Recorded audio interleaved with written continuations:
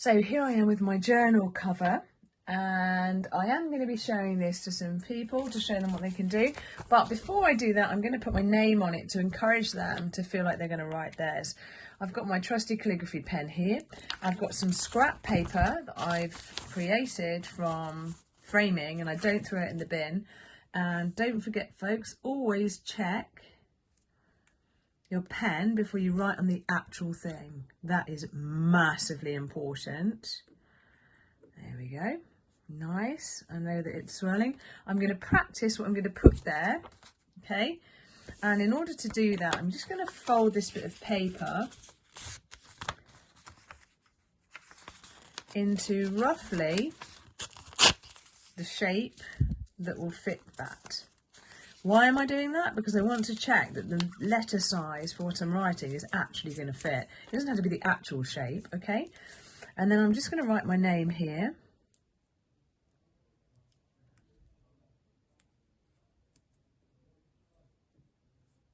Now the paper surface is different.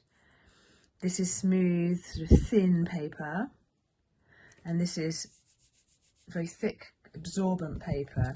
The texture is more, it will hold you up more, this will glide more on here, but also this sort of is less absorbent, and it sort of bleeds a bit when you do the pen. So that, I know that's going to fit, so that's brilliant. So I know that's how the letters need to be, how big they need to be. So I'm going to put the letters as I did them there above, so I can get a feel for how big they need to be. Just one more check before I go. Brilliant. Because I'm sure you've all signed a birthday card with a biro and it's gone as you've started to write the to part.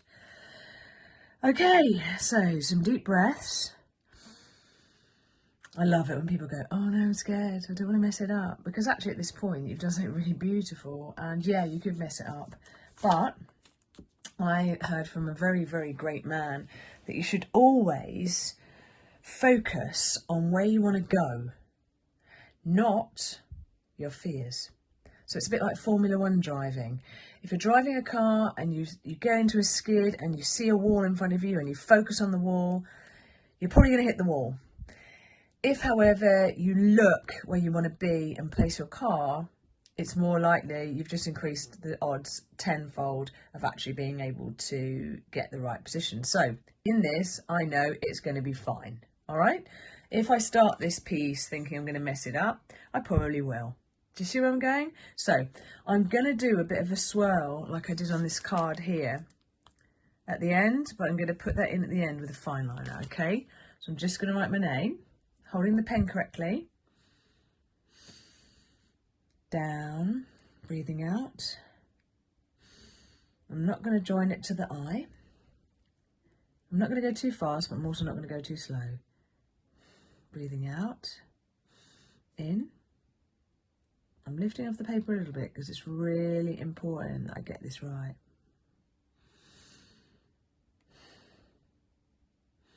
Will it fit?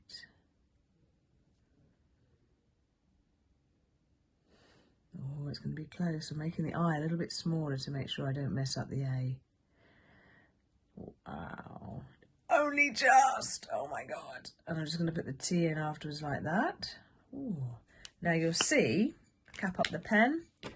I've got a bit of a jittery line here. Let's pull that up to the camera to show you. I've got a little bit of a rough edge here. So I'm going to go in my fine liner very carefully. Deep breath. It's now clean. Okay, I'm also going to go, shouldn't really work backwards in case you smudge it. Same here. Okay, resist the urge to scrub like that. Ooh, because you really will mess things up. I'm going to add a little bit of a loop here and make it go into where the foliage is. And here I sort of already have, I'm just going to tidy up that line. So I'm just tidying up the down lines. I'm not touching the up lines, no way. If I did have a jitter, actually I have got a bit of a jitter there. There's a bit of a jitter. If I just do one line like that, it can really improve things. And I'm just going to make that a bit better there at the thin. Now you'll notice there's two eyes in Victoria, so I can come back in with the gems now. And I'm going to come in with slightly smaller gems. You can use tweezers with these, but you've got to get them off the backing paper. I always place my gems, move them with my fingernail slightly, and then press down. The reason I do that is because you're dealing with something ever so fiddly and you can't be certain that you're going to put it in the right place first of all. So I'm not content with where I've put that there. I'm just going to move, and I haven't pressed it down hard yet. I'm just going to move it a bit. There you go. Now I'm going to press it down hard. Yay! How about that? I'm well pleased with that. So pleased. One of the things my ladies love to do in the other class that I did this week is something that I told them about, which is I like to hide my initials in things. And one day, when people are deciding whether it's an original pictorial or not, they will look for these initials, VW, which is my full name initials. Oh, look, I'm being really fussy with that there. Okay? And that, my dear patrons, is how you personalise a journal cover. All I have to do now is round the corners and stick it on the book, which I do like rounded corners. You don't have to. And then I'll be able to use my lovely practice book, which I'll be showing you more about next time. Thanks for joining me.